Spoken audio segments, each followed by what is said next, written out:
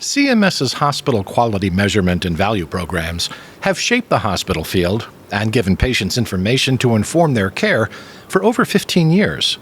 But a once-in-a-lifetime pandemic has had a profound impact on how those programs operate.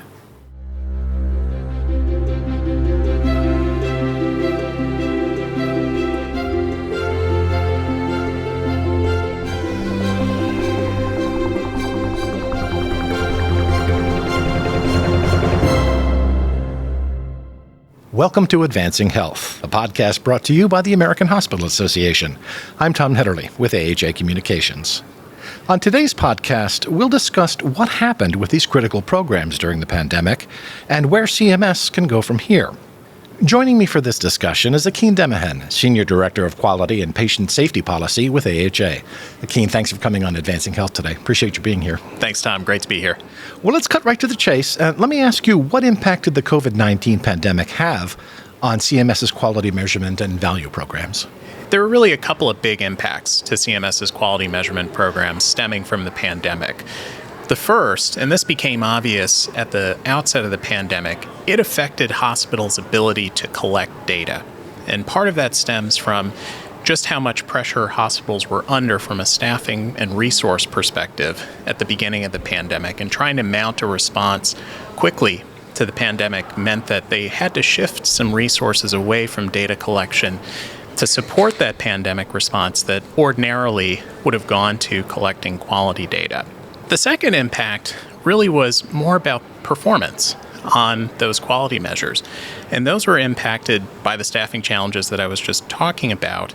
But this was really a once-in-a-lifetime pandemic where availability of materials became a challenge. All of the traditional supports that we have to deliver safe care were under enormous pressure because of the pandemic. PPE was in shortage everywhere. The overall volume of COVID patients was overwhelming for a lot of hospitals, and so those programs operated and looked different than they normally do. And what policies did CMS implement to mitigate the impacts of COVID-19, and how did they do it? We engaged CMS pretty extensively early on in the pandemic, recognizing that this was not a normal time, that measured quality performance was going to look a little different, and hospitals' ability to collect data was going to look a little different. And so CMS did a number of things to try to mitigate the impact of the pandemic on quality performance. The first thing that they did out of the gate, and this was really back in March or April of 2020, they put in place a waiver of reporting requirements for a couple of quarters worth of data at the beginning of 2020. That was in recognition of how hospitals were reallocating their resources to try to respond to the pandemic. They also knew that the measured performance was unlikely to look exactly representative of normal hospital performance. And so that reporting waiver from the outset was very important. A couple of other things came about a little bit later. CMS retained the ability for hospitals to apply for waivers. That first set of waivers I talked about, they applied on an automatic basis. But they retained the ability to apply for waivers of certain measures and certain reporting periods of data that hospitals just knew from their own experience was likely affected by the COVID-19 pandemic and wouldn't necessarily be representative of their performance. And then in 2021, CMS really came about with a much more formalized approach to dealing with the impact of COVID on its quality measurement programs. And that was their measure suppression policy. And what the measure suppression policy allowed CMS to do was to look at the programs, identify either periods of time affected by the pandemic, specific measures affected by the pandemic, and choose not to use them in calculating hospital performance.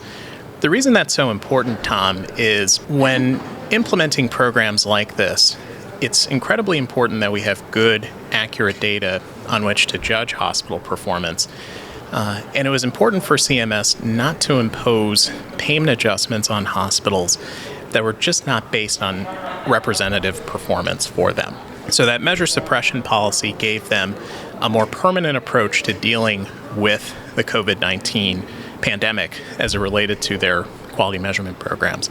And then the last thing that they have done is to go on kind of a measure-by-measure basis and identify those measures that they know just by dint of what COVID is and what that particular measure is, are likely to be affected. So I'll give you an example. There are measures of mortality and readmissions for pneumonia.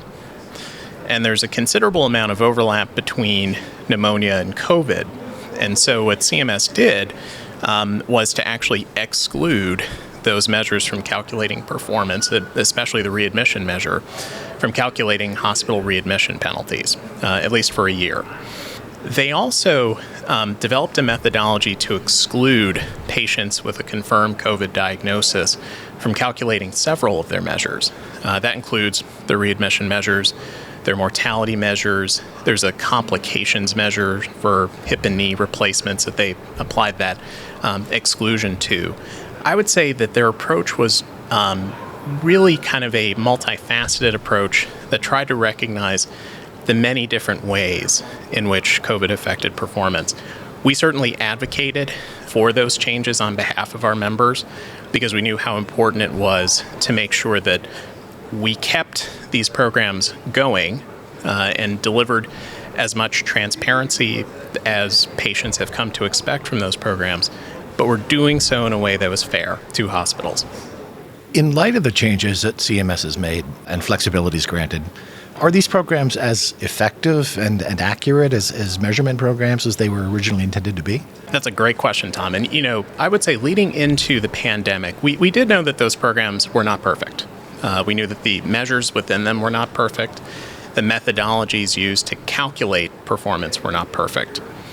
That being said, I think it was incredibly important for CMS to take the steps that it did to retain credibility within those programs. From our members' perspectives, they knew that those programs would hold them accountable for their quality performance, and making sure that the impact of COVID in calculating that performance was recognized was an incredibly important step for CMS to take, and one that we have encouraged them to take and largely applauded them for. Just this morning at our meeting, CMS Administrator Brooks LaShore said that they are looking at flexibilities and waivers in a bucket by bucket, I think was the term she used, basis, deciding which ones are worth keeping, which ones maybe have outlived their usefulness. Where do you see some of the changes that we've talked about so far falling in terms of that bucketing? So, for the quality measurement programs, I'll talk about it in a couple of ways, both in terms of, I guess, the more short and intermediate term in terms of the flexibilities, and then looking over a broader time horizon of what new priorities we anticipate CMS is going to take on. The reality right now is that the COVID-19 pandemic is still with us, and the design of our measurement programs is such that there's a lag between when you measure performance and when it affects hospital payment. And because of that, we anticipate that the flexibilities that CMS is going to implement are going to have to be implemented over the course of a few years. And actually, in the inpatient payment rule that was just issued by CMS a couple of weeks ago, we saw them put in place some additional flexibilities around the quality measurement program. So, for example, the value-based purchasing program will have, or what CMS has proposed to have, are neutral payment adjustments for hospitals. Because again, they're taking their measure suppression policy, suppressing most of the measures in the program, which doesn't leave them with much to measure hospitals on. And so neutral payment adjustments are sort of the fairest way, at least in CMS's view, to try to recognize that impact while not penalizing hospitals for COVID-19 and some of the factors out of their control. They have also proposed to suppress all of the measures in the Hospital-Acquired Condition Reduction Program, also known as the HAC reduction program. And what that means is that for fiscal year 2023, hospitals would not experience any HAC penalties. That is, we think, a really great and important step for the agency to take. And one that, in terms of credibility and fairness, was really important. But I think what we're also seeing is because we're in a bit of a transitional period with respect to the pandemic, we're beginning to see CMS's gaze go a little farther down the road and begin to consider the future directions of these programs. And we're really seeing it in a couple of ways. Number one, health equity has been a really big priority for this administration. And it's clear that CMS views its quality measurement programs as one set of policy levers that they can use to encourage the field to advance health equity. And so they've proposed 3 measures related to health equity as a part of these programs, one of which would begin reporting in 2023, which is an attestation-based measure reflecting whether hospitals are implementing certain steps related to health equity.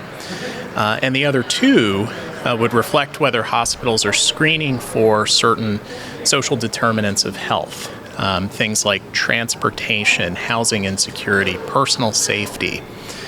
That's on a slightly longer time horizon, voluntary for 2023, required for 2024. But again, sends a clear signal to the field of where CMS hopes to go with the programs and of its broader programmatic direction. The other thing, and we've had some conversations about this with the agency over the years, CMS is looking at approaches of modernizing its approach to collecting quality data. And given the enormous investments that hospitals have made in EHRs over the years, using digital quality measures is CMS's long-term goal. And in fact, they've set as kind of a marker that they're hoping to get to all digital quality measures by 2025. I will tell you, Tom, that's a very ambitious goal, and perhaps not one that CMS will achieve. But again, it sends a clear signal of where CMS intends to head. These programs have been around for quite a long time, and the quality priorities for hospitals have evolved over time. The approaches to how we collect, process, and use data for quality improvement have also changed over time. It makes sense that these programs are going to have to keep up with those changes. Well, thank you. It sounds like, just summing up, that you sound relatively upbeat and optimistic about where things are going. Do you feel that it's in many ways moving in the right direction for the field? What I'd say I'm the most optimistic about is in talking with our members over the past 2 years. Throughout the pandemic, they've underscored just how important maintaining and accelerating quality improvement is within their organizations. The thing that stood out to me the most is in the first 2 quarters of 2020, reporting of most quality measures was optional for hospitals. And when you look at the healthcare-associated infection data, a high percentage of hospitals still chose to report those data. And I think that shows the clear commitment that our members have to advancing not only the science and some would call it the art of quality measurement, but really making sure that we are delivering the best care that we possibly can to the communities that count on us. And so at this juncture, there are a lot of tricky and technical issues to work through to make sure that we are measuring care accurately and fairly, that we are accounting for the outsized impact that COVID-19 has had. But the optimism that I continue to have really drives from our members' commitment to making care better every day. Keen, thank you so much. I think we're about out of time, but appreciate your coming on to explain and walk everybody through a fairly complicated scenario here, but one that seems like it really is moving in the right direction in many respects. So thank you so much for being on Advancing Health today. You've been listening again to Akin Demehin. He is Senior Director of Quality and Patient Safety Policy with the American Hospital Association, and this has been Advancing Health. Thank you for joining us.